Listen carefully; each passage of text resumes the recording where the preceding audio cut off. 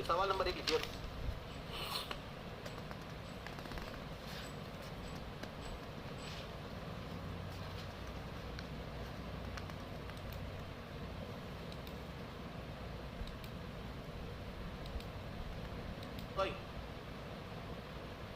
In a plate load test conducted on cohesion-less soil, square plate settles by 15 mm, 15 mm.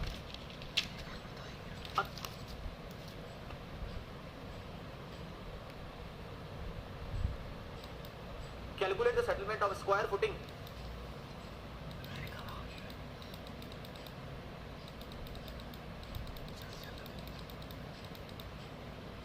Rate of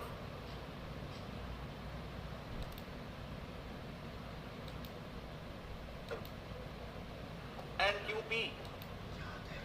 चला जाए allowable कैसे निकालते वो ले लिया, फिर उससे लोड कैसे निकालते वो ले लिया।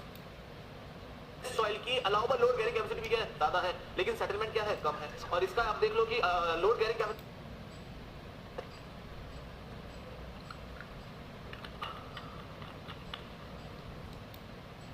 क्लियर फॉर एवरीबॉडी और not?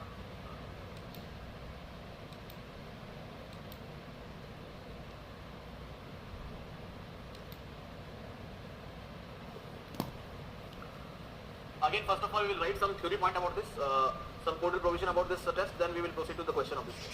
So, standard penetration.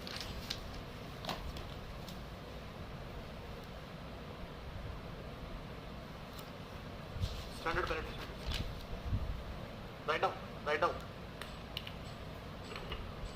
Write down. This test is used to determine. This test is used to determine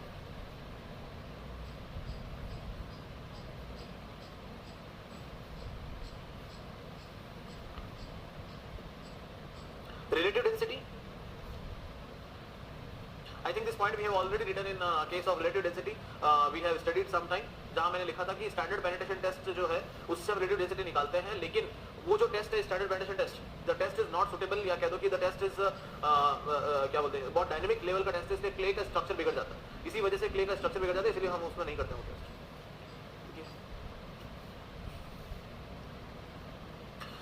Used to determine relative density, density index,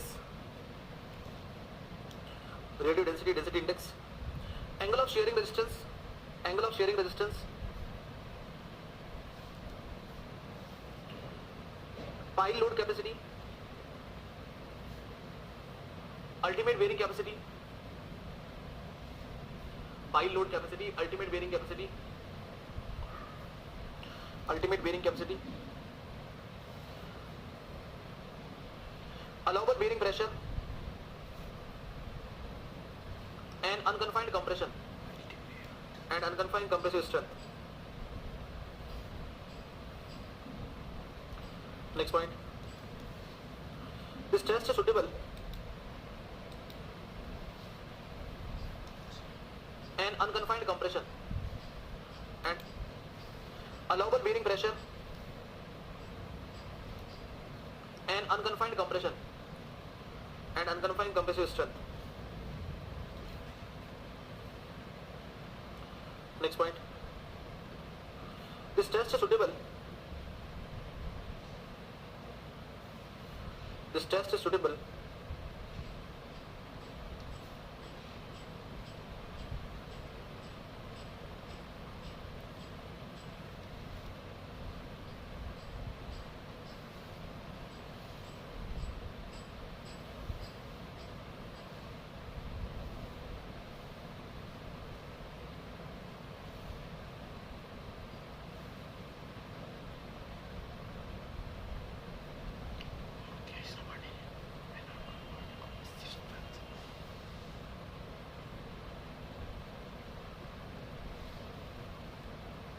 This test is suitable in medium to dense sand, in medium to dense sand,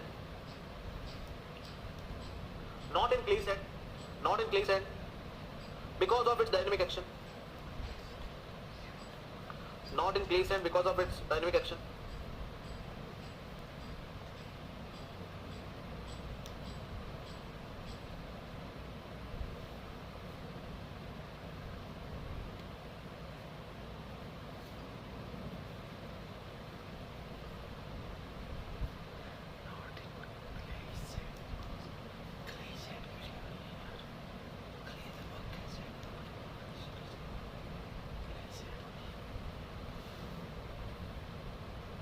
This test is performed in a clean hole. This test is performed in a clean hole of 50 to 150 mm diameter. 55 to 150. 55 से लेके 150. This test is performed in a clean hole of 50 to 150 mm diameter.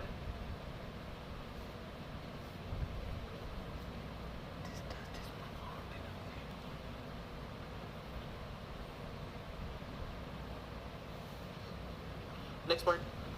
A thick wall split spool sampler. A thick wall split spool sampler.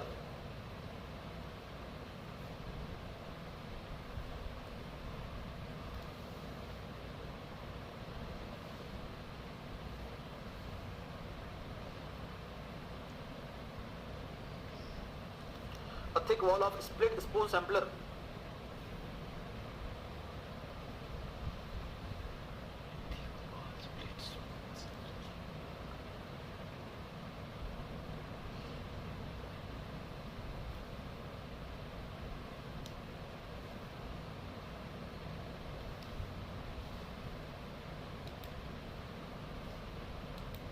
diameter 50 point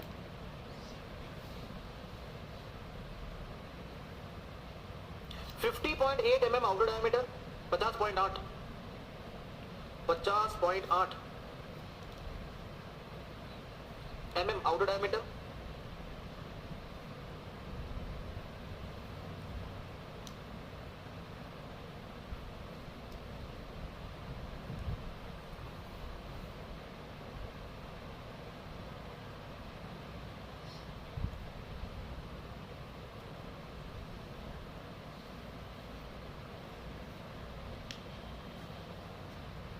mm inner diameter and 35 mm inner diameter and 35 mm inner diameter is driven into undisturbed soil. Is driven into undisturbed soil.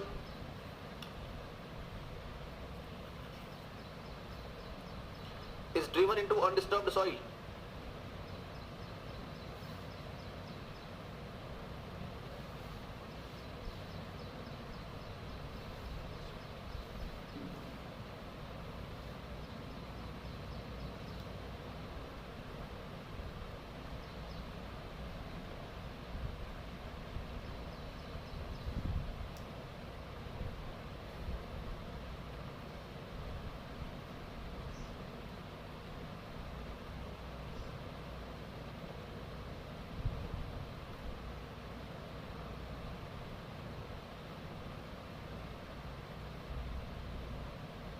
At the bottom of hole,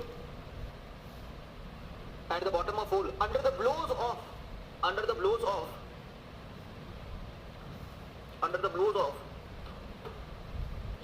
63.5 kg,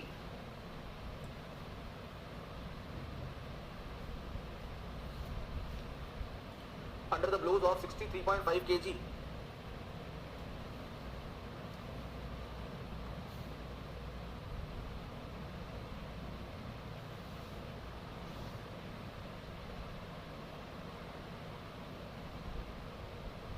under the blows of 63.5 kg, driven weight with free fall of 75 centimeter. With free fall of 75 centimeter. इस पूरी line का मतलब यह है कि एक split spool sampler होता है जिसकी आउटर थिकनेस 50.8 होती है, इनर थिकनेस उसकी 30 mm डायमीटर 35 mm डायमीटर होता है, आउटर डायमीटर 50 है. मतलब थिकनेस ऑफ वॉल देख रहे हो कितनी आ रही है, करीब आप समझ लो उसको 50 और 35 मतलब 15 mm की थिकनेस आ रही है दोनों साइड से मिला के, मतलब 7.5 mm की थिकनेस है. सो मैं क्योंकि इधर भी 7.5 इधर भी 7.5 बीच में बच गया 35, तो इतना थिक स्पूल सैंपल हमने एंटर करवाया. Free fall of 75 centimetre with diameter होता है, आउटर डायमीटर 50 है, मतलब थिकनेस ऑफ वॉल देख रहे हो कितनी आ रही है, करीब आप समझ लो उसको 50 और 35 मतलब 15 mm की थिकनेस आ रही है दोनों साइड से. तो एंटर भी कैसे कराया 63.5 किलो के हैमर से मार के, और मार भी कहां से रहे 75 centimetre of the free fall से. ठीक है.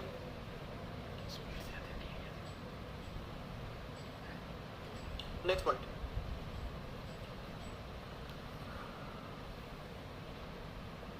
It is then seated 15 centimeter.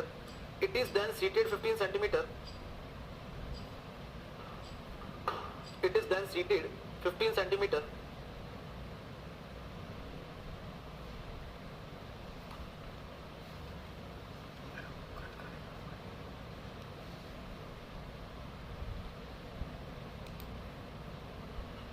then seated 15 centimeter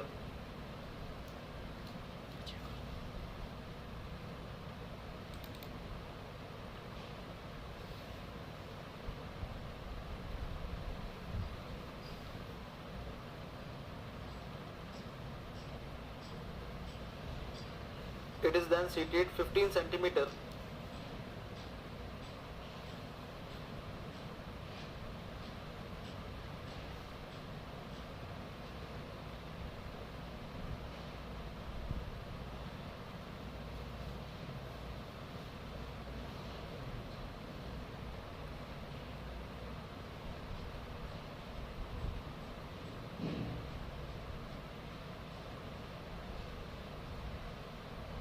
with blows of hammer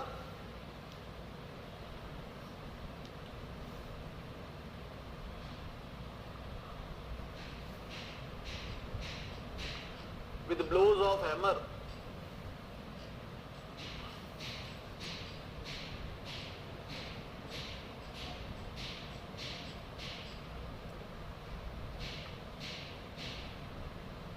with blows of hammer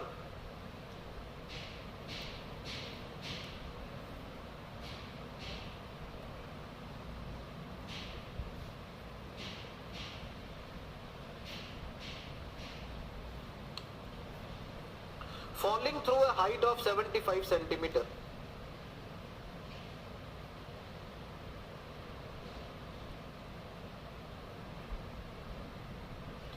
thereafter it is further driven by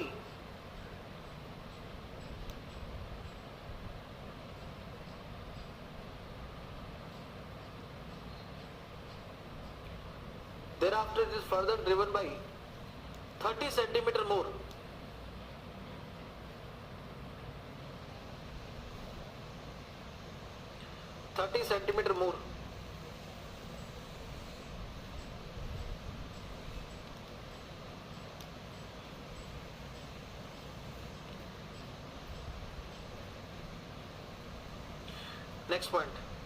next point को आप एज ए रूल नंबर 1 लिख लीजिए write down the next point as a rule number 1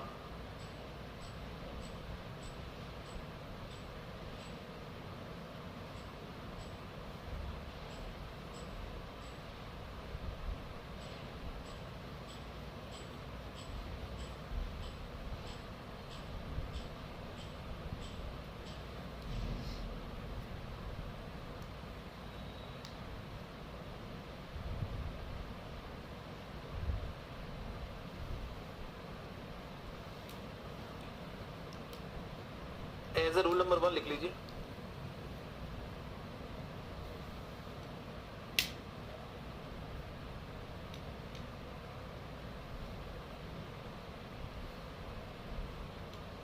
लिखिए SPT number considered as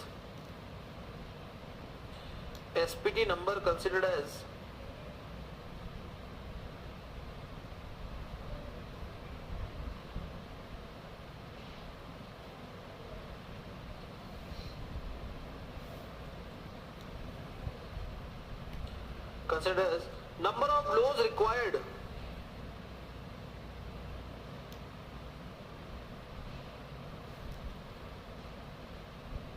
considered as number of blows required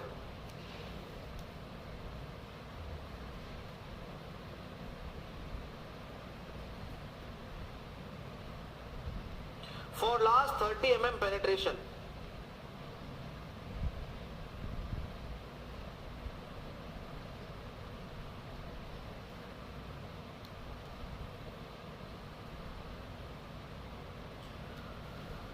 for last 30 mm penetration अब इसको पूरा समझते हैं क्योंकि 30 सेंटीमीटर पेनिट्रेशन सॉरी अब ये हो गया काम अपना जो स्टैंडर्ड चीज दिखाने की दिखा दी अब 4 रूल है इसको बताने के पूरे बता देता हूँ मैं आपको फिर क्वेश्चन कर लेते हैं इसके ऊपर तो करते क्या है स्प्लिट स्पिन सेंटर लिया सैंपलर लिया उसको हमने एक पतले से बोर होल में इस बोर होल का आपको डायमीटर कितना पता है 55 से लेके 150 mm इसमें हम पेनिट्रेट कराते हैं ये जो हथौड़े का जो वजन है वो 63.5 किलो का वजन है और जो हाइट ऑफ फ्लो आ रही है वो कितनी आ रही है 75 सेंटीमीटर की हाइट ऑफ ब्लो आ रही है तो ऐसे ऐसे इसको मार मार के हमको अंदर डालना है। तो क्योंकि डायनेमिक एक्शन है तो क्ले का मिनिमम स्ट्रक्चर बिगड़ जाता है, और क्योंकि क्ले का स्ट्रक्चर बिगड़ जाता है इसलिए हम लोग इसको क्ले के लिए काम में नहीं लेते। अब हमने क्या करना है, किसी भी एक लेयर पे, जैसे मान लो ये ग्राउंड लेवल है, ये ग्राउंड लेवल है, आप यहाँ पे इसको टेस्ट कर रहे हो, तो यहाँ टेस्ट करने में आपको 3 लेयर डालनी पड़ेगी, 15 सेंटीमीटर, 15 सेंटीमीटर और 15 सेंटीमीटर, और हर एक जगह नंबर ऑफ ब्लोज चाहिए अंदर अंदर घुसने के लिए। तो जो लास्ट 30 सेंटीमीटर के लिए जो नंबर ऑफ ब्लोज चाहिए ना, लास्ट 30 सेंटीमीटर के लिए, उसी को वहां का एसपीटी नंबर कहा जाता है। तो आपको डाटा पूरे 45 सेंटीमीटर का देंगे, लेकिन इन्हीं को जो जोड़ के आएगा वही क्या कहलाएगा, एसपीटी नंबर कहलाएगा। उस एसपीटी नंबर को हमने यहाँ पे एन से डिनोट कर दिया। अगर मैं इस लेवल पे फिर से चेक करना चाहता हूं तो फिर से मुझे 3 लेयर ड्रॉप करनी पड़ेगी, 15 15 15। अगेन लास्ट 30 mm को पेनिट्रेट करने के लिए है, वो क्या कहलाएगा, एसपीटी नंबर कहलाएगा। अब इस एसपीटी नंबर पे 2 करेक्शन लगते हैं। तो rule number 2, correction over the SPT number. ये इनकरेक्टेड एसपीटी नंबर है, right of correction over the SPT number. Rule number 2 is correction over SPT number, SPT number. तो सबसे पहला करेक्शन है over burden pressure correction, over burden pressure correction, कि भैया जो ये सॉइल है इसके ऊपर ये वाली सॉइल का, इस लेयर के ऊपर ये वाली सॉइल का ओवर बर्डन भी तो आ रहा है, तो उसका करेक्शन लेना है। अब उसका करेक्शन कितना है आइए देखते हैं। एन नॉट डैश, मान लेते हैं ये जो वैल्यू है वो एन नॉट है, ये वैल्यू जो है एन नॉट है किसी भी जगह की incorrected SPT number. N not dash आएगा 350 divided by sigma dash plus 70 multiplied by N not. ये करेक्टेड एसपी नंबर आ गया। अब सुनना ध्यान से, अगर ये वैल्यू, बहुत ध्यान सुनना, अगर ये वैल्यू मोर देन 2 आती है, अगर ये वैल्यू मोर देन 2 आती है तो एन नॉट डैश हो जाएगा जो भी आपका प्रीवियस वैल्यू आया था उसका आधा, या ऐसा कह दो reduce N not dash by 50%। तो reduce N not dash by 50%। कहने का मतलब यह है कि मान लीजिए ये वैल्यू तो आपकी 10 है, ये वैल्यू तो मान लो आपकी 10 है, और ये वैल्यू अगर आपकी 2.84 आ गई तो मतलब आंसर कितना आ रहा है, 28.4 आ रहा है। अरे आ रहा है कि नहीं आ रहा है, लेकिन क्योंकि ये 2 से बड़ी है तो इसको आधा कर देंगे, 14.2 कर देंगे। ठीक है, पहला रूल तो ये कहता है। इसी के अंदर सेकंड ये है कि अगर effective stress, initial overburden pressure अगर more than equal to 280 kilonewton per metre square आ रहा है तो no need of this correction, तो ये करेक्शन अप्लाई नहीं करेंगे। फिर आता है वाटर टेबल करेक्शन या डाइलेटेंसी करेक्शन। अब ये जो करेक्शन लगेगा ये करेक्टेड वैल्यू पे लगेगा, जो ऊपर करेक्टेड आई उसी वैल्यू पे लगेगा। और लगेगा कब, if water table is at the level of test और बिलो द टेस्ट लेवल। मतलब ये वाली लेयर पे अगर वाटर टेबल हो, या तो यहां ही वाटर टेबल है, या तो यहीं पे वाटर टेबल है, या इसके नीचे अगर वाटर टेबल, इसके अबव वाटर टेबल है, अबव, या इसके अबव वाटर टेबल है, या इसके अबव वाटर टेबल है, मतलब कि मान लो यहां पे कहीं वाटर टेबल है, इसका मतलब या तो यहां से वाटर टेबल है तभी ये सॉइल गीली है, या इसके ऊपर वाटर टेबल है तभी ये सॉइल सबमर्ज है। अगर ये कंडीशन है तो ये वाटर टेबल करेक्शन लगेगा, नहीं तो नहीं लगेगा। और कितना होगा वाटर टेबल करेक्शन, उसके बाद करेक्टेड वैल्यू क्या हो जाएगी, 15 plus N naught 1/2 N not dash minus 15। मतलब यहां से जो करेक्ट होके आया उसमें से 15 माइनस करना, आधे से मल्टीप्लाई करना है, वापस से 15 जोड़ देना है। ये भी नहीं एप्लीकेबल, नॉट एप्लीकेबल, ये भी not applicable if N not dash is less than 15। जैसे अभी मैंने एग्जांपल लिया आपको कि ये मान लो वैल्यू 10 है और इसकी वैल्यू 2.84 आती है, तो फाइनल आंसर आपका 28.4 बनता है, जो कि नहीं ले सकते क्योंकि ये मोर देन 2 है, तो उसको आधा करेंगे 14.2 आ जाएगा। अब 14.2 आ गया, अब भले ये वाटर टेबल के नीचे, लेकिन करेक्शन नहीं लग सकता क्योंकि ये 15 से नीचे आ गया। अब ये हुई आपके final corrected SPT value. This is what your final corrected SPT value, final corrected SPT value. अब आते हैं रूल नंबर 3 पे।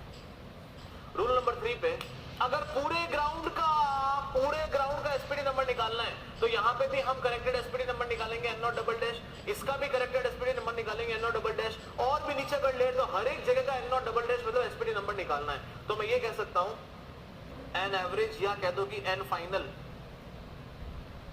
Is equal to N naught double dash at first layer, N naught double dash at second layer and so on divided by number of layers, कितनी layer में आपने इसको किया है। तो अगर मल्टी लेयर टेस्ट हो रहा है, ये रूल नंबर 3 कब एप्लीकेबल है, if multi level test is happening, if multi level test is done. तो आपको क्या करना है, सबका एवरेज निकालना है। कुल मिला के बात ये है, यहाँ की करेक्टेड एसपीटी वैल्यू आ गई मान लो 32, यहाँ की आ गई 43, यहाँ की आ गई मान लो 18, तो आपको इन सबका क्या लेना है, फिर एवरेज लेना है जो कि इस ग्राउंड का फाइनल एसपीटी नंबर हो जाएगा। रूल नंबर 4, जो ये फाइनल एसपीटी नंबर आया है, should be in the range of 1.5 of, या ऐसा लिख देते हैं, शुड नॉट डिफर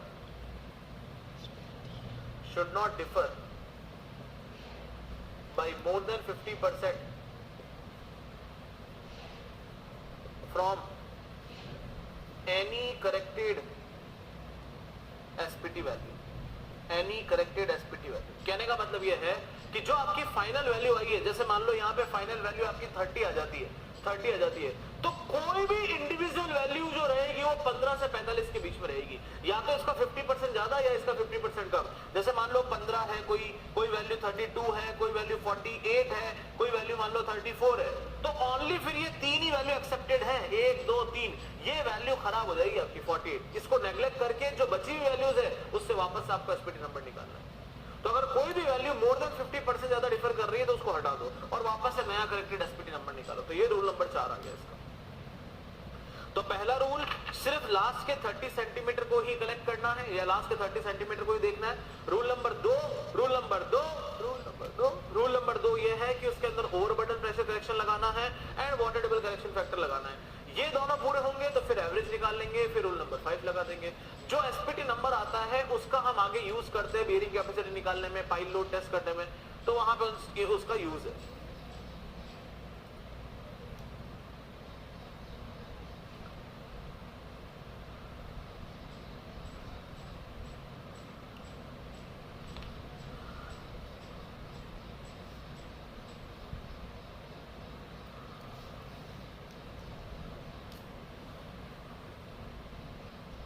क्लियर है?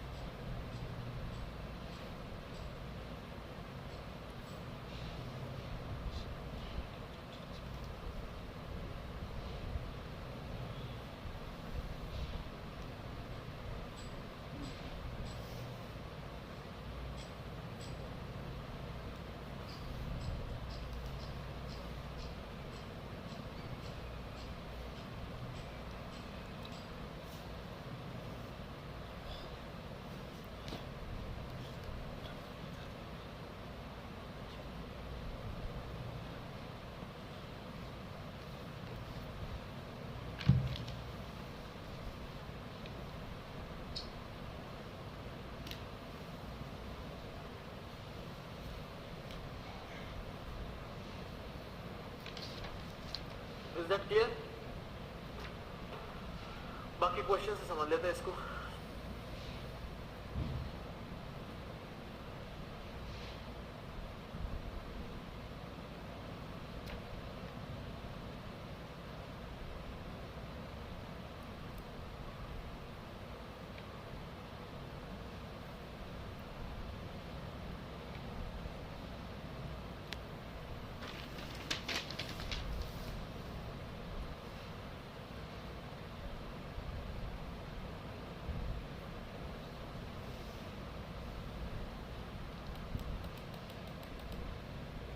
SPT test performed on the ground level.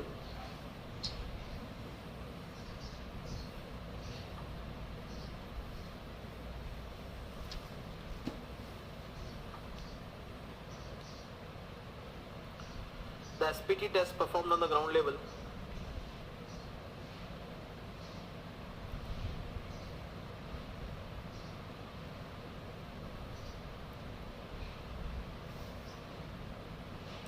and following result is obtained. And following result is obtained. And following result is obtained. Result क्या है? ये है penetration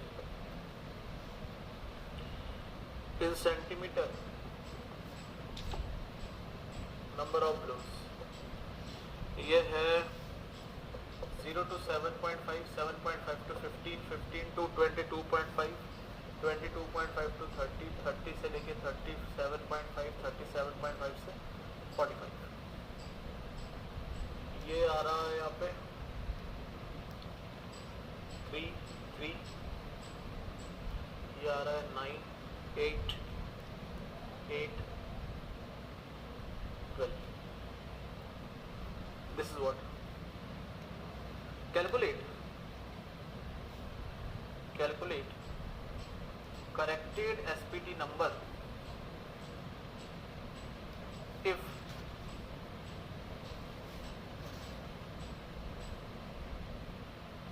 overburden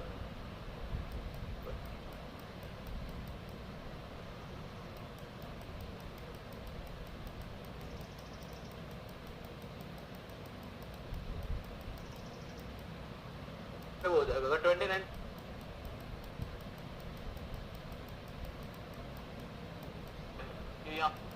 हमने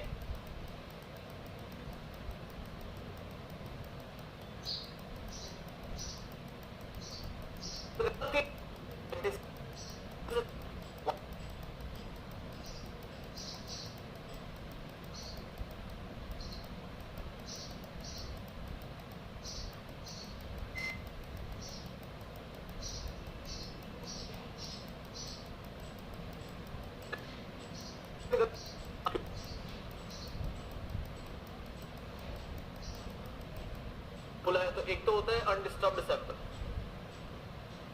और एक होता है आपका रिमोल्डेड या डिस्टर्ब्ड सैंपल। रिमोल्डेड या जो डिस्टर्ब हो चुका वो sample, disturbed sample.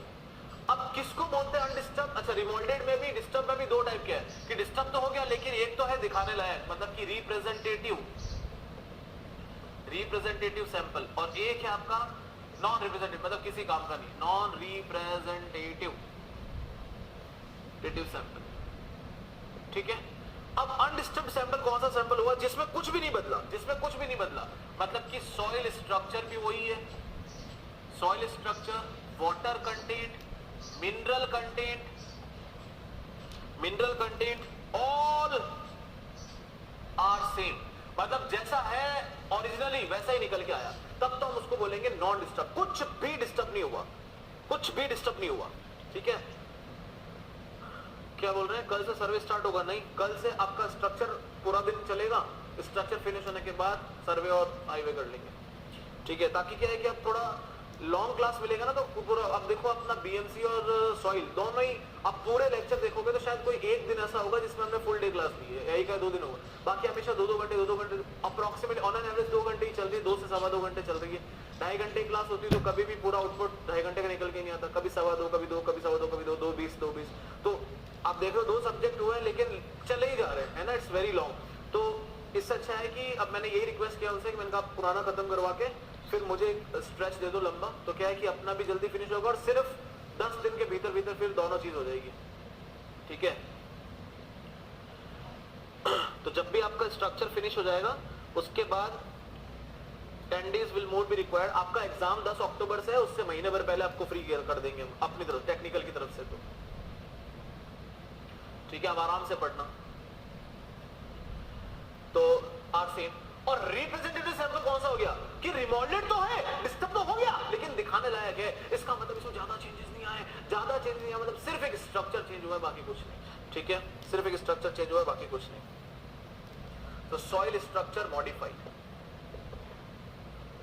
soil structure modified, water content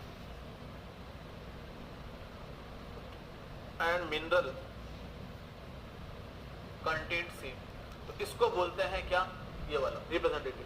तो आप सोचो अगर सॉइल स्ट्रक्चर चेंज हो गया, अगर सॉइल स्ट्रक्चर चेंज हो गया, सोचो एक बार, अगर सॉइल स्ट्रक्चर चेंज हो गया, आप सोचो अगर डिस्पर्स से अगर आप फ्लोकुलेंट में पहुंच गए या फ्लोकुलेंट से डिस्पर्स पहुंच गए, सारी सारी प्रॉपर्टी बदल जाती है ब्रो, सारी सारी प्रॉपर्टी बदल जाती है। इसका मतलब आपको पता है परमिबिलिटी बदल जाती है, सबसे मेन बात तो परमिबिलिटी बदल जाती है, क्योंकि फ्लोकुलेंट में तो एज टू फेस या एज टू एज इंटरेक्शन होता है, जबकि उसमें डिस्पर्स में तो फेस टू फेस इंटरेक्शन होता है। और परमिबिलिटी अगर बदल गई, पानी का फ्लो बदल गया भैया, कंसोलिडेशन चेंज हो जाएगा, कंसोलिडेशन हो जाएगा तो शियर स्ट्रेंथ, सब कहानी जहां पानी के फ्लो से रिलेटेड है सब बदल जाएगी। इसलिए जहां परमिबिलिटी से रिलेटेड चीजें हैं वहां पे हमें सिर्फ और सिर्फ क्या चाहिए, अनडिस्टर्ब्ड सैंपल चाहिए। जहां परमिबिलिटी से रिलेशन नहीं है, जैसे specific gravity of soil solid, सिर्फ सॉइल सॉलिड, पानी से मतलब ही नहीं है, तो उसमें भले ये काम ले सकते हैं। जैसे पार्टिकल साइज सी एनालिसिस, उसमें पानी से मतलब नहीं, ये काम ले सकते हैं। जहां पानी आया बीच में वहां फिर यही चाहिए अपने को, क्योंकि स्ट्रक्चर पानी का फ्लो बदल सकता है। क्लियर? तो ये किस किस काम आएगा, ये आएगा काम में परमिबिलिटी और इससे रिलेटेड सारी चीजें, परमिबिलिटी, फिर सीवी, क्योंकि परमिबिलिटी आएगा तभी सीवी आएगा, MV, CC, comma, shear strength parameter, shear strength parameter, CN5, ये सब निकालने में यही वाला सैंपल चाहिए।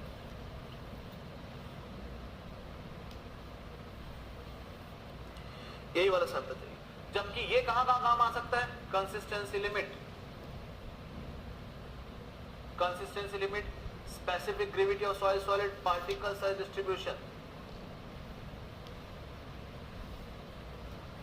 इन सब में ये काम आ जाएगा। ग्रेन साइज डिस्ट्रीब्यूशन में ये सब काम आ जाएगा।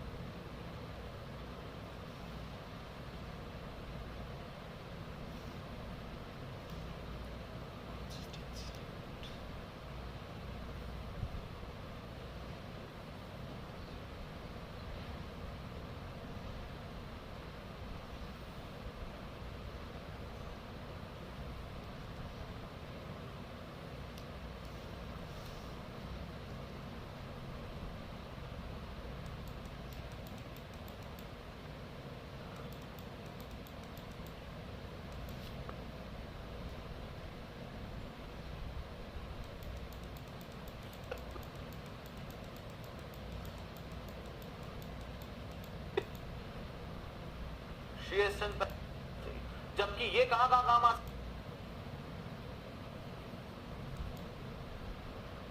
Consistency limit, specific gravity of soil solid, particle size distribution, इन सब में ये काम आ जाएगा। ग्रेन साइज डिस्ट्रीब्यूशन में ये सब काम आ जाएगा।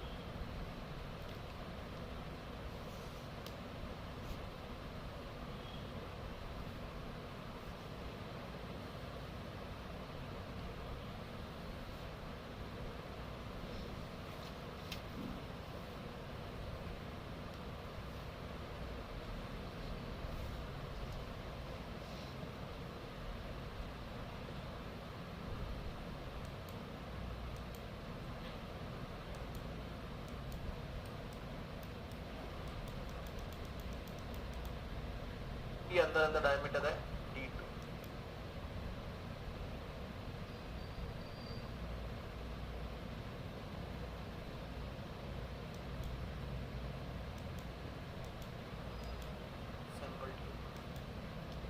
टू क्या है? Outer to inner diameter of cutting edge. अरे D3 क्या है? Inner to inner diameter of sample tube. अरे D4 क्या है? Outer to inner diameter of sample tube. ठीक है, इससे तीन चीजें निकलती है, recovery ratio, area ratio, inside clearance, outside clearance, चार चीजें निकलती है। ठीक है, देखते हैं क्या है वो चार चीजें। सबसे पहले आता है एरिया रेशियो। सबसे पहला आया area ratio. Area ratio AR, that is D2 square minus D1 square divide by D1 square multiplied by 100। ये एरिया रेशियो है। D2 D1 आपको पता है क्या है? It should be less than 20% for stiff clay, less than 10% for sensitive clay. Sensitive clay और in general इसका value जो वेरी करता है 10 से 20% वेरी करता है। फिर आता है इनसाइड क्लियरेंस, फिर आता है इनसाइड क्लियरेंस जो कि होना चाहिए 1 से 3% के बीच में। क्या है inside clearance? Inner to inner diameter, जो अंदर अंदर वाला है, D3 माइनस D1। तो D3 minus D1 divide by D1 multiplied by 100। ये 1 से लेके 3% के बीच में होगा। ये 1 से लेके 3% के बीच में होगा। फिर आता है आउटसाइड क्लियरेंस, बाहर से बाहर वाले, आउटसाइड क्लियरेंस बाहर से बाहर वाले। तो कौन कौन है बाहर से बाहर वाले? D4 minus D2 divide by D2 into 100। इसकी वैल्यू वेरी कर जाती है 2% तक, 2% तक वेरी कर जाती है। ठीक है, 2% तक वेरी कर जाती है। फिर आता है रिकवरी लेंथ या recovery ratio. Recovery ratio that is LR। तो length of sample obtained, length of sample obtained divide by length of sampler, divide by length of sampler. अब सोचो सैंपलर की लेंथ ये है लेंथ ऑफ सैंपलर। इससे ज्यादा length अगर obtain होती है, मतलब ये इस तरह से, इसका मतलब सॉइल क्या है? फूली हुई है, स्वेल है। अगर कम लेंथ आती है इसका मतलब श्रिंक है सॉइल, और बराबर आती है इसका मतलब बहुत ही गुड रिकवरी हुई है। तो अगर LR का वैल्यू ग्रेटर देन 1 आता है मतलब कि स्वेलिंग है सॉइल के अंदर, लेस देन 1 आता है मतलब कि श्रिंकेज है सॉइल के अंदर, और बराबर आता है कि इसका मतलब गुड रिकवरी, इसका मतलब गुड रिकवरी।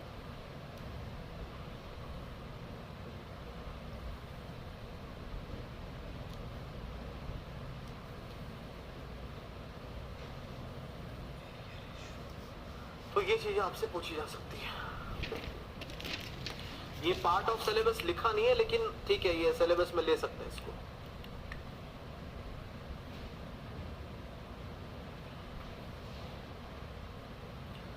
फिर दो नोट और आप लिख सकते हैं।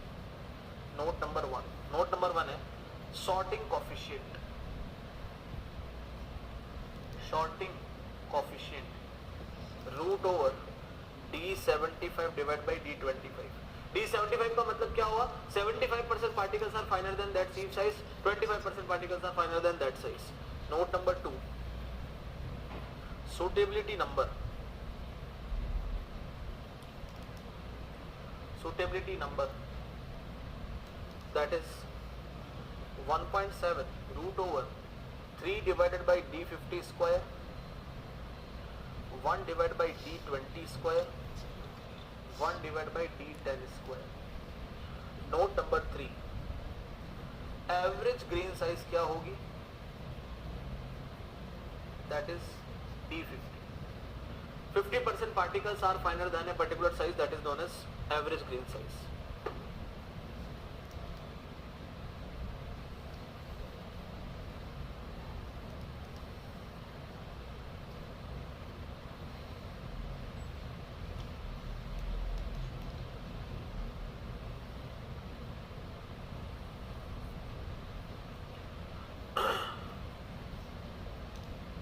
तो ये सब कुछ स्टैंडर्ड चीजें हैं।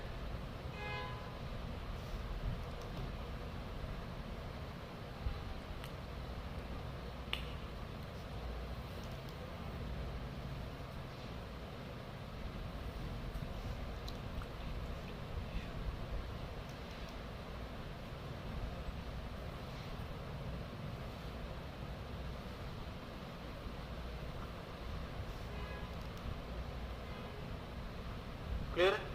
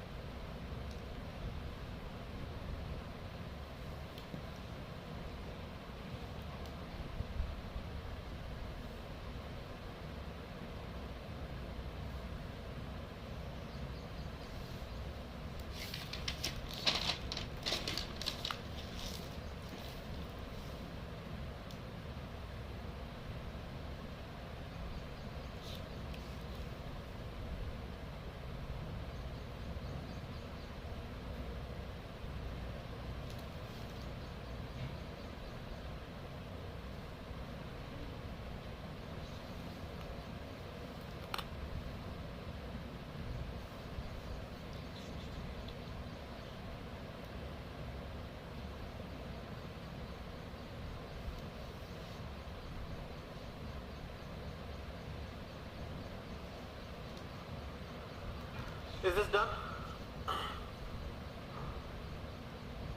Done for everybody?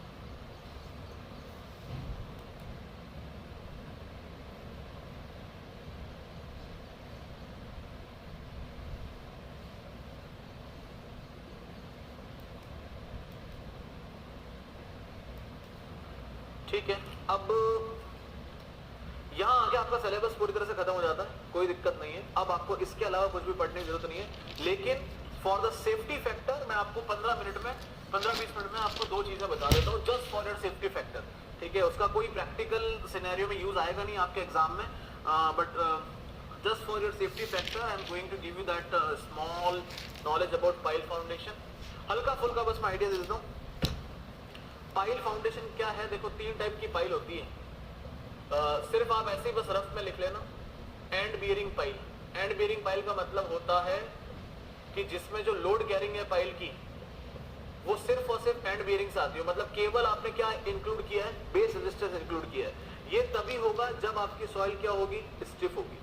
और अगर आपकी सॉइल सॉफ्ट है, सॉफ्ट सॉइल है, तो आपको केवल फ्रिक्शन पाइल मिलेगी। इसका मतलब केवल क्या आया, साइड रेजिस्टेंस आया। केवल क्या आया, साइड रेजिस्टेंस आया, QSF, केवल साइड रेजिस्टेंस आया। ये किस में होगा, सॉफ्ट सॉइल या सॉफ्ट क्ले में। और अगर दोनों ही टाइप की चीज अवेलेबल है, मतलब कि मीडियम स्टिफनेस है, तो आपको दोनों चीज मिल जाएगी, QEB भी मिलेगा और QSF भी मिलेगा। QEB भी मिलेगा एंड QSF भी मिलेगा। इसको QUP इसको बोलेंगे फ्रिक्शन पाइल, और इसको बोलेंगे common and plus friction pile. मतलब कि इन जनरल पाइल यही होती है। तो अगर आपको एग्जाम में ध्यान से पढ़ना है कि एंड बेयरिंग पाइल पूछा है, फ्रिक्शन पाइल पूछा है, कि केवल पाइल लिखा है, केवल पाइल लिखा है तो ये, इसका मतलब यहाँ पे जो लोड बेयरिंग या अल्टीमेट लोड बेयरिंग कैपेसिटी है वो QEB प्लस QSF है। यहाँ पे QEB केवल QSF है और यहाँ पे QEB केवल क्या है, सॉरी QUP क्या है, QEB है, एंड बेयरिंग ही है, केवल एंड बेयरिंग ही है, ठीक है। अलाउबल कितना हो जाएगा, अलाउबल तो divide by factor of safety करना है, वो तो आप सभी को पता है। अब कैसे निकालते हैं इसको, उसका मैं आपको हल्का फुल्का आइडिया देता हूँ। एक और चीज होती है, दो टाइप की पाइल होती है, ड्रिवन पाइल और एक होती है बोर्ड पाइल।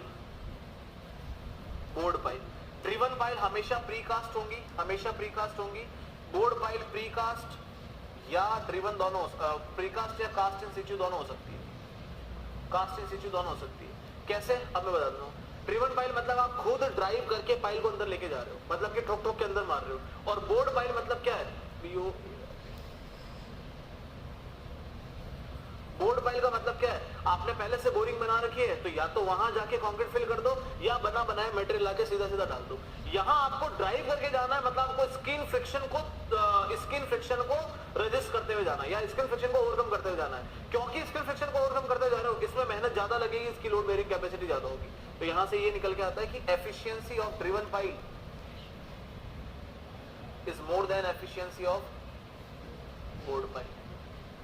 अब निकालते कैसे हैं, हल्का सा मैं आपको बस आइडिया देता हूं। QUP is equal to QEB plus QSF, एक जनरल फॉर्मूला हो गया ये। अब कैसे आता है ये आएगा and bearing resistance that is small QEB multiplied by area of base, small QSF area of surface. अब ये होता है 9C और AB मतलब आपका कोई भी बेस एरिया, और ये है अल्फा C बार, ये क्या है आपका कोई भी सरफेस एरिया। अब C कौन सा लेंगे, अब लिखा ही एंड बेयरिंग में, ध्यान से देख लेना, लिखा ही एंड बेयरिंग है, इसका मतलब C कौन सी सॉइल का आएगा, इधर वाली सॉइल का। एंड बेयरिंग मतलब C कौन सा सॉइल का आएगा, इधर वाली सॉइल का आएगा। और C बार कौन सी सॉइल का आएगा, जो सरफेस एरिया के चारों तरफ लपट रही है, जो सरफेस एरिया के चारों तरफ क्या कर रही है, लपेट रही है। आगे बात समझ में, दोनों अगर C सेम है तो अच्छी बात है, अलग अलग है तो अलग अलग जगह से अलग अलग उठाना है। अल्फा का वैल्यू का मतलब है एडिशन फैक्टर, ये आपको क्वेश्चन में हमेशा गिवन होगा, एडिशन फैक्टर। बस ध्यान ये रखना है इसकी वैल्यू कम होगी अगर डेंस क्ले हुआ तो, डेंस क्ले हुआ तो, अगर ज्यादा होगी अगर सॉफ्ट क्ले हुआ तो, एडिशन फैक्टर की वैल्यू, ठीक है। ये आपको क्वेश्चन में गिवन होगी। AB मतलब बेस एरिया है, AB का मतलब है बेस एरिया। अगर सर्कुलर पाइल है तो पाई बाई 4d स्क्वायर हो जाएगा। AS का मतलब है सरफेस एरिया, सरफेस एरिया मतलब क्या हो गया, पाई इंटू डी, तो ये सरफेस हो गई multiplied by L, pi into D into L हो गया अगर सर्कुलर है तो। यही चीज अगर स्क्वायर फुटिंग है, लेट अस से स्क्वायर पाइल है, लेट अस से स्क्वायर पाइल है तो बेस एरिया कितना हो जाएगा, B स्क्वायर हो जाएगा, जो भी आपकी साइज है पाइल की वो, और आपका सरफेस एरिया कितना हो जाएगा, perimeter multiplied by length. Perimeter कितना होता है, 4B इंटू लेंथ। बस ये वैल्यू पुट करनी है और आपको आंसर निकालना है, ये वैल्यू पुट करनी है और आपको आंसर निकालना है।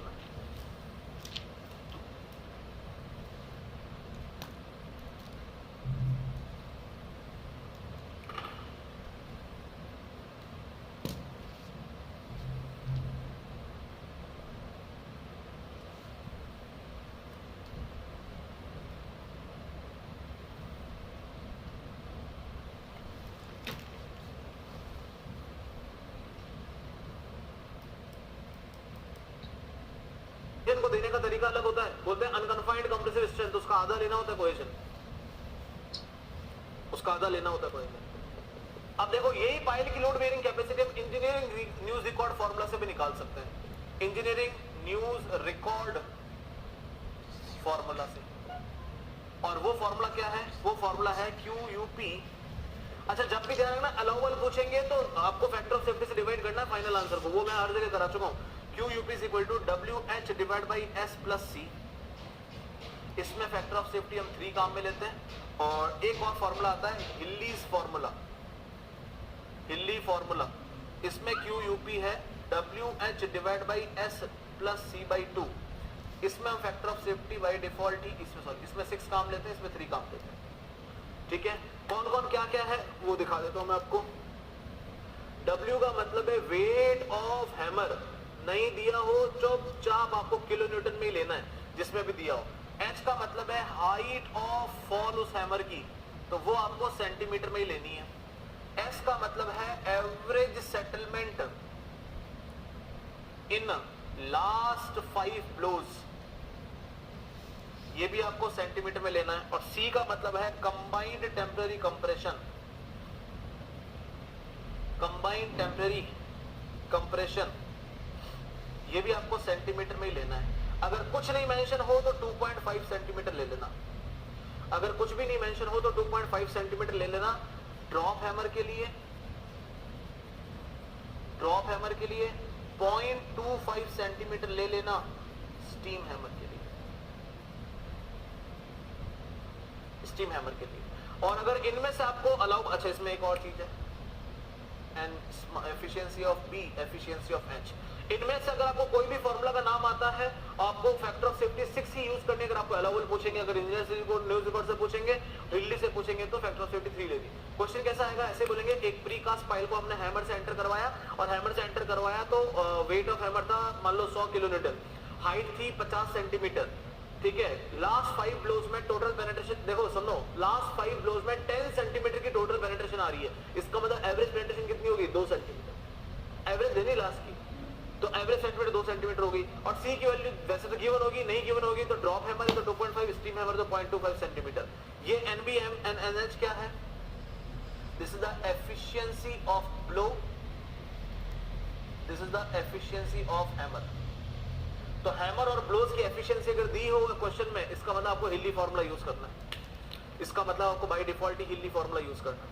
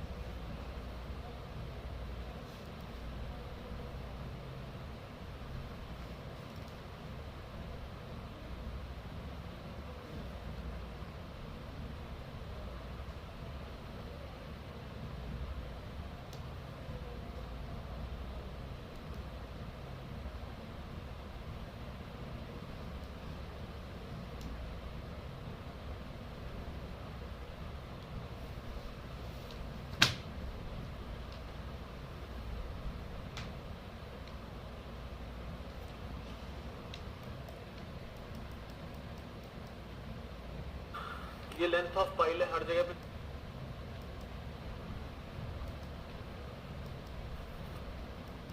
वैसे उतना डेप्थ 1 2 3 10। पाइल ग्रुप का मतलब है कि ऐसा ग्रुप ऑफ पाइल जिसमें पाइल और बीच की सारी सॉइल क्या हो, एक पाइल की जैसे काम करे। तो जब इस तरह की सिचुएशन आ जाएगी और आपने स्क्वायर पाइल बना दिया, यहां से यहां तक भी क्या है, इधर से इधर तक भी क्या है, बी ही है, इसका मतलब अब आपकी लोड बेयरिंग कैपेसिटी कितनी हो गई, क्यू यूजी आएगा। इसमें हमेशा अल्फा की वैल्यू क्या रहेगी, 1 रहेगी। For group x greater than what, 100% और इक्वल टू 100%। ये एफिशिएंसी ऑफ पाइप हमेशा ज्यादा ही आनी, क्योंकि पहले तो मैं एक एक के निकाला था, अब मैंने सोचो, मैं तो बोलता हूं अगर मैं एक एक के निकाल के मल्टीप्लाइड बाय 9 भी कर दूं तो अब भी उतना नहीं आएगा। क्यों नहीं आएगा, की तरह काम कर रहा है। Settlement of pile group is more than settlement of individual pipe, ये भी बात आपको ध्यान रखनी है, ये बात आपको ध्यान रखनी है।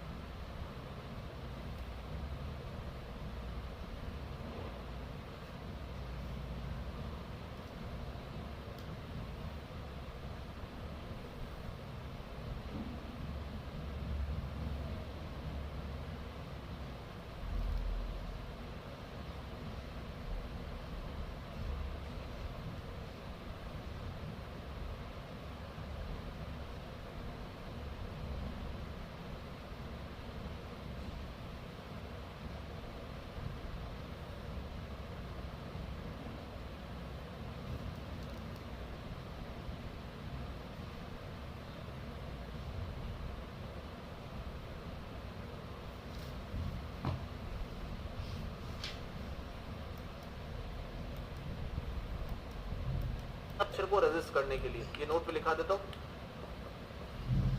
फॉर एक्सपांसिव और swelling nature soil under ream pile, under ream पूरे लिख देते ना, under reamed pile used। इतना बहुत है मेरे हिसाब से, इतना भी नहीं पूछेंगे। एक और चीज होती है इसमें, नेगेटिव स्किन फ्रिक्शन। जब भी कोई सॉइल बहुत ज्यादा सॉफ्ट हो जाती है, लूज हो जाती है, या सडनली सरचार्ज अप्लाई हो जाता है, तो एक पोर्शन सॉइल का फाइल के साथ साथ नीचे सेटल डाउन करता है, तो उसका स्किन फ्रिक्शन जो है वो नेगेटिव हो जाता है। मतलब कि आपके टोटल लोड बेयरिंग कैपेसिटी में से उतने पोर्शन को क्या कर दो, वापस से माइनस कर दो।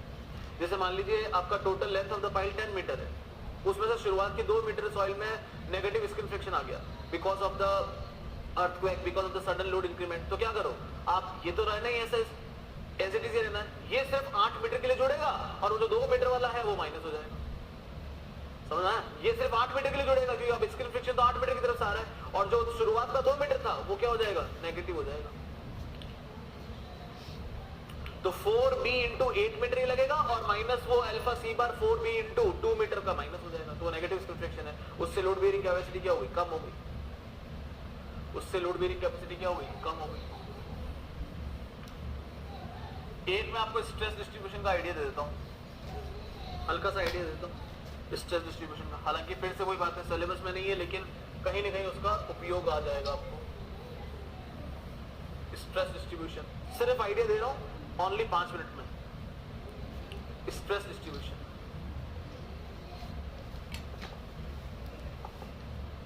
स्ट्रेस डिस्ट्रीब्यूशन, ये एक सॉइल है, सॉइल की लेयर है,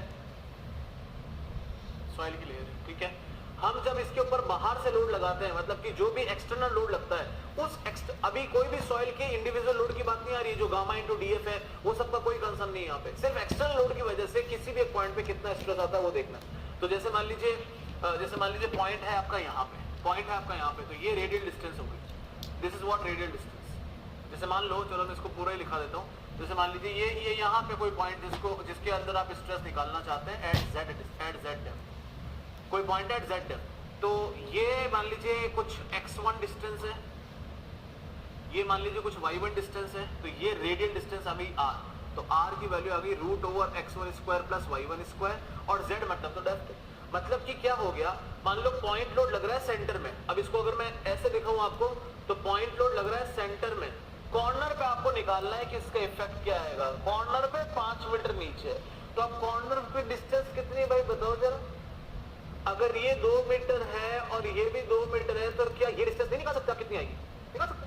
तो ये हो गई रेडियल डिस्टेंस। अब रेडियल डिस्टेंस ऐसे भी बोल सकते हैं आपको कि सेंटर से 1 मीटर दूर, तो सेंटर से 1 मीटर दूर 5 मीटर नीचे। तो अब r की वैल्यू कितनी आ जाएगी, 1 मीटर आ जाएगी। और z मतलब क्या, नीचे। z मतलब क्या, नीचे। तो ये हुआ आपका r वैल्यू और z वैल्यू। अब इसमें 2 टाइप की थ्योरी आती है, Boussinesq theory, Boussinesq theory, Boussinesq theory. इसके हिसाब से sigma z at any point is equal to kb q divide by z square. kb की वैल्यू है 3/2 pi 1 plus r by Z square की power 5/2 q by Z square. ये kb की value है। एक आता है Westergaard theory, Westergaard theory, Westergaard theory में यही कांस्टेंट हो जाएगा kw q by Z square. ये वैल्यू हो जाएगी 1/1 divide by 1 plus 2r by Z का whole square power 3/2 q by Z square. ये वेस्टरगार्ड कांस्टेंट है, और ये है आपका वेस्टरगार्ड कांस्टेंट, ये है आपका बोसिंगटन कांस्टेंट। आप कुछ भी r बाई जेड की वैल्यू रखोगे, कुछ भी रखोगे, आपको दोनों केस में एक चीज तो देखने को मिल रही है कि सिग्मा z किसके प्रोपोर्शनल है, इनवर्स टू z स्क्वायर है। तो एक तो चीज हमको यहां से ये देखने को मिलती है कि किसी भी केस में सिग्मा z जो है 1 डिवाइड बाई z स्क्वायर। मतलब कि इससे ये समझ में आता है कि जितना नीचे डेप्थ पे जाएंगे उतना स्ट्रेस क्या होता रहेगा, कम होता रहेगा। एक तो ये चीज समझ आती है। एक ये चीज समझ आती है कि at r by z equal to 1.52, अगर आप यहां पे r बाई z वैल्यू 1.52 डालेंगे तो आपको kb और kw दोनों क्या मिलेंगे, सेम मिलेंगे, दोनों से मिलेंगे, किसी भी थ्योरी से करो। इसलिए कहा जाता है कि अगर r बाई z की वैल्यू मोर देन 1.52 आ रही है तो गो फॉर बॉसिंगटन, तो सॉरी लेस देन 1.52 आ रही है तो गो फॉर बॉसिंगटन। अगर मोर देन 1.52 आ रही है तो गो फॉर वेस्टरगार्ड, बिना पूछे चले जाओ, गो फॉर वेस्टरगार्ड। ध्यान रखना sigma z is inversely proportional to z square. आपको ऐसा पूछेंगे कि अगर 3 मीटर नीचे स्ट्रेस 100 है तो बताओ 9 मीटर नीचे स्ट्रेस कितना होगा, तो कैसे निकालेंगे। 3 मीटर नीचे स्ट्रेस 100 है तो 9 मीटर नीचे स्ट्रेस कितना होगा, देखो इनवर्सली प्रोपोर्शनल लिखा दिया मैंने, इनवर्सली प्रोपोर्शनल लिख दिया स्क्वायर के साथ। तो ये 100 है कहां पे, 3 मीटर नीचे, 3 मीटर नीचे 100 है, तो बताओ सिग्मा 2 क्या होगा, 9 मीटर नीचे, 9 मीटर नीचे, तो ये वैल्यू आ जाएगा सिग्मा 2। आगे सुन, आगे सुन, एक पॉइंट और, below the ground, below the ground, sigma z is maximum below the ground, sigma z is maximum just below load application point, load application point. That means at r by z equal to 0, sigma z maximum is equal to 0.4775 q divided by z square. अगर मैं r by z की value 0 रख देता हूं यहाँ पे, तो ये वैल्यू आ जाएगी आपकी 0.4775 q by z स्क्वायर. वो सबसे मैक्सिमम वैल्यू है हॉरिजॉन्टल प्लेन में. लिख देता हूं in horizontal plane, in horizontal plane. यही अगर मैं वर्टिकल प्लेन में आपसे पूछूं, तो in vertical plane sigma z max will occur at r by z is equal to 0.817.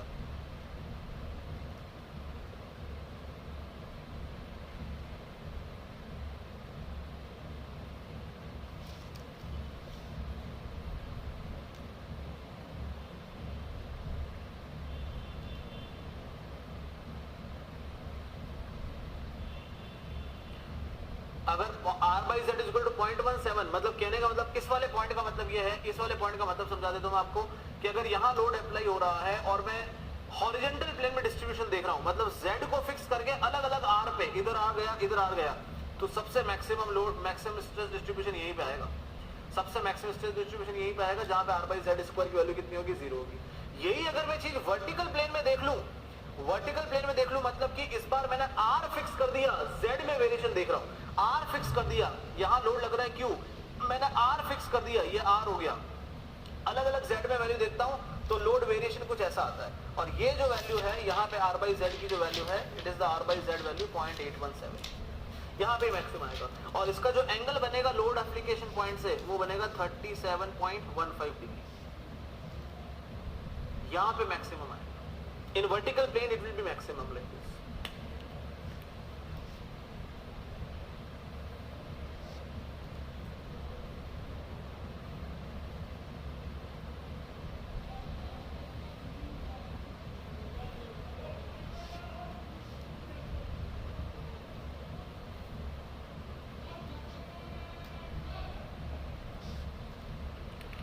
इस थ्योरी में स्पेशल चीज क्या है कि सॉइल को एक तो नॉन आइसोट्रॉपिक माना गया है, सॉइल को नॉन आइसोट्रॉपिक माना गया है इस थ्योरी में.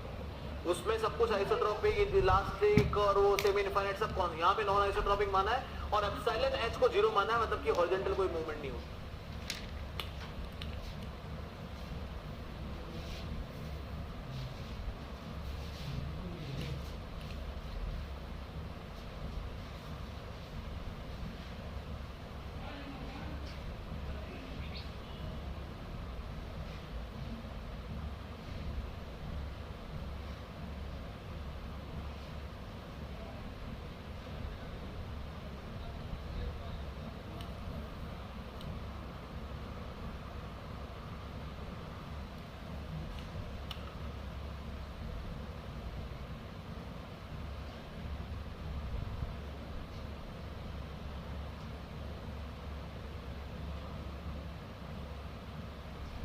क्लियर है?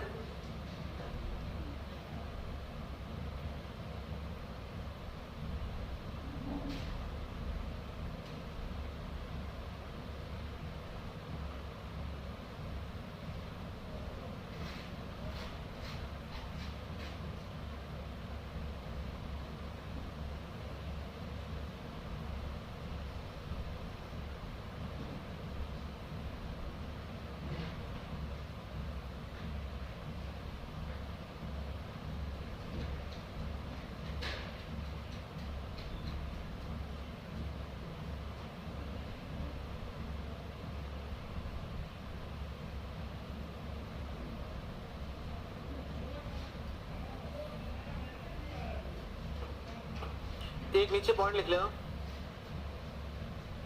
एक नीचे पॉइंट लिख लेना.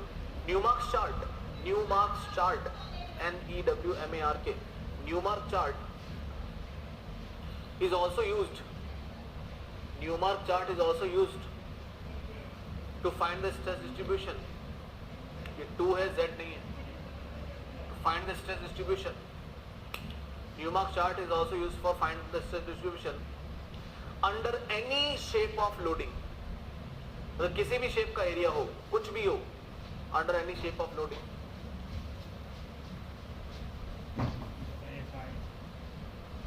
But that is not valid for stratified soil.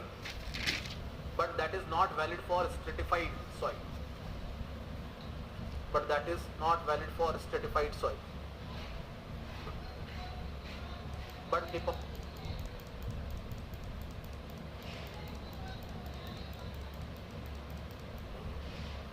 तो in vertical plane, last point लिख लो एक. आगे ये जितने भी लास्ट ये जो पिछले आधे पौन घंटे में जो चीजें हो रही है, सब आपकी आउट ऑफ द बॉक्स चीजें हो रही है. ठीक है, मतलब सिलेबस में लिखित में नहीं है, लेकिन वो ये इंटररिलेट करती है चीजें. तो क्या पता पूछ ले, बोल दे कि हाँ हमने तो स्ट्रेस के बारे में तो बताया ही था, तो आपको पता होना चाहिए. तो कल को आप ही को नहीं बोल दे वापस. Newmark chart is use for determination of stress distribution. Determination of stress distribution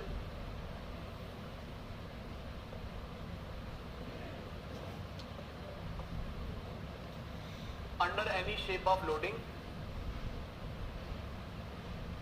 Under any shape of loading.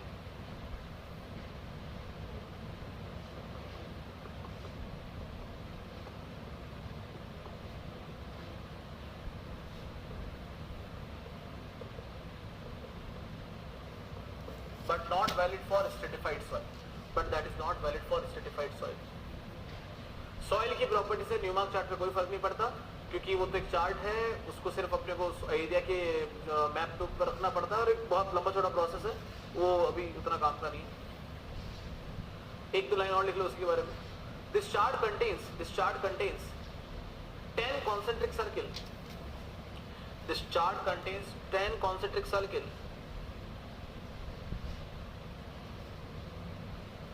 10 concentric circle.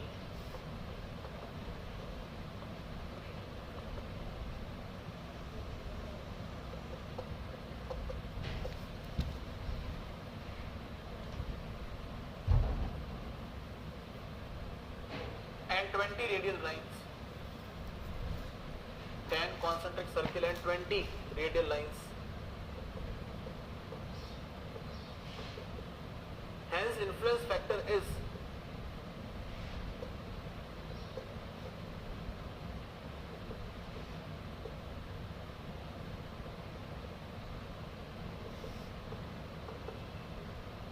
influence factor is 1 divided by 20 into 10.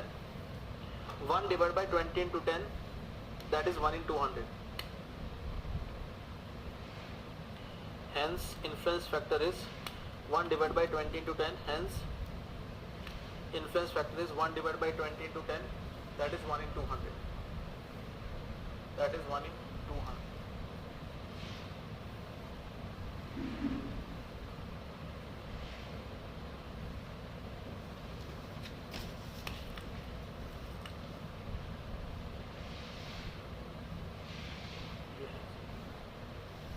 Last point लिख लीजिए, इसको मैं एक्सप्लेन कर देता हूँ आपको पूरा.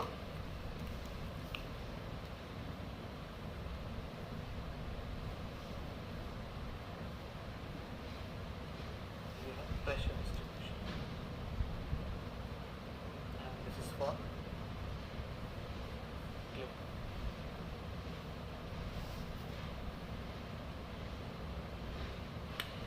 ये चीज अगर सैंड में निकालेंगे, flexible footing, settlement will be non-uniform like in this. Settlement of pressure distribution is approximately uniform.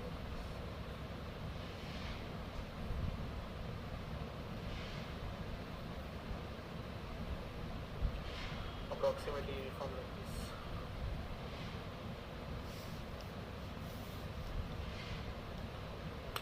फिर आता है रिजिड फुटिंग में सेटलमेंट यूनिफॉर्म रहेगी.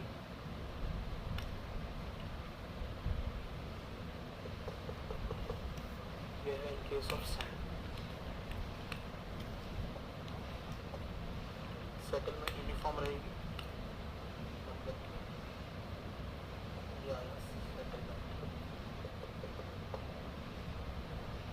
और जो डिस्ट्रीब्यूशन है वो नॉन यूनिफॉर्म रहेगा।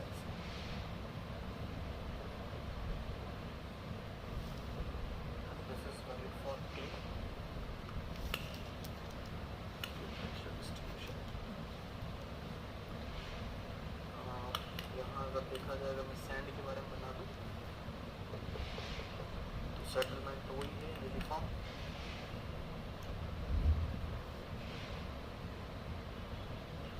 नॉन। चलो एक बार समझ लेना, फिर लिख लेना। फ्लेक्सिबल फुटिंग का मतलब है कि जो फुटिंग क्या हो, फ्लेक्सिबल हो। अब आप खुद सोचो, अगर आप एक गुब्बारे के ऊपर बैठते हो और अगर आप एक पत्थर के ऊपर बैठते हो, गुब्बारे के ऊपर बैठोगे तो बैठते ही वो नॉन यूनिफॉर्म तरीके से सेटल कर जाएगा। तो जब भी गुब्बारे के ऊपर बैठेंगे सेटलमेंट कैसे आएगी, नॉन यूनिफॉर्म। लेकिन गुब्बारा नीचे से चपटा हो जाता है, क्योंकि नीचे से प्रेशर कैसा आता है, यूनिफॉर्म आता है। सेटलमेंट नॉन यूनिफॉर्म रहेगी और प्रेशर क्या रहेगा, उसका उल्टा। अब जो यहाँ लिखा है बिल्कुल उसका उल्टा रिजिड फुटिंग में। पत्थर में बैठोगे आपको पता भी नहीं चलेगा सेटलमेंट हो रही, क्योंकि सेटलमेंट बिल्कुल नॉन यूनिफॉर्म है। लेकिन प्रेशर डिस्ट्रीब्यूशन उसमें क्या रहेगा, नॉन यूनिफॉर्म रहेगा। आप इनमें से कोई एक चीज ध्यान रख लो, कोई एक चीज, अपने आप बाकी चारों चीज आ जाएगी। आप तो बस इतना ध्यान रख लो, गुब्बारे पे बैठता हूं तो सेटलमेंट नॉन यूनिफॉर्म हो जाती है। फ्लेक्सिबल फुटिंग पे बैठा, सेटलमेंट नॉन यूनिफॉर्म, तो प्रेशर यूनिफॉर्म। यहां सेटलमेंट यूनिफॉर्म है तो यहां सेटलमेंट क्या आ जाएगी, यहाँ सेटलमेंट नॉन यूनिफॉर्म है तो यहाँ सेटलमेंट क्या आ जाएगी, यूनिफॉर्म आ जाएगी। प्रेशर यहाँ पे क्या हो जाएगा, नॉन यूनिफॉर्म हो जाएगा, बिल्कुल इसका उल्टा। अब वही चीज यहाँ पे दिखाई है, ये देखो, अगर कोई फ्लेक्सिबल फुटिंग क्ले के ऊपर बनी है तो सेटलमेंट देखो नॉन यूनिफॉर्म है, लेकिन जो प्रेशर डिस्ट्रीब्यूशन है बिल्कुल सब जगह क्या है, इक्वल है। यही अगर सैंड में बनी तो देखो किस तरह का सेटलमेंट आ रहा है। तो इस सेटलमेंट का शेप आपको पता होना चाहिए, कैसा सेटलमेंट आ रहा है, मैक्सिमम सेटलमेंट आ रहा है सेंटर पे। और इतना पढ़ते हुए हो गया, आपको पता है कि क्ले हमेशा क्या करती है, ज्यादा सेटल करती है। तो मैक्सिमम सेटलमेंट आ रहा है कहां पे, सेंटर पे। जबकि यहाँ पे उसी सेंटर में सेटलमेंट क्या आएगी, कम आएगी। तो जैसे आप इसका उल्टा डायग्राम बनाओगे, जहां मैक्सिमम सेटलमेंट है वहां कम सेटलमेंट करोगे, अपने आप डायग्राम का शेप उल्टा सी हो जाएगा। और नीचे से जो प्रेशर है वो सब equal equal equal, approximately equal level पे। अब यहां आ जाओ, ये रिजिड फुटिंग है, सेटलमेंट यूनिफॉर्म है, तो नीचे से प्रेशर, यहां नीचे से प्रेशर क्या आ गया, कम आ गया।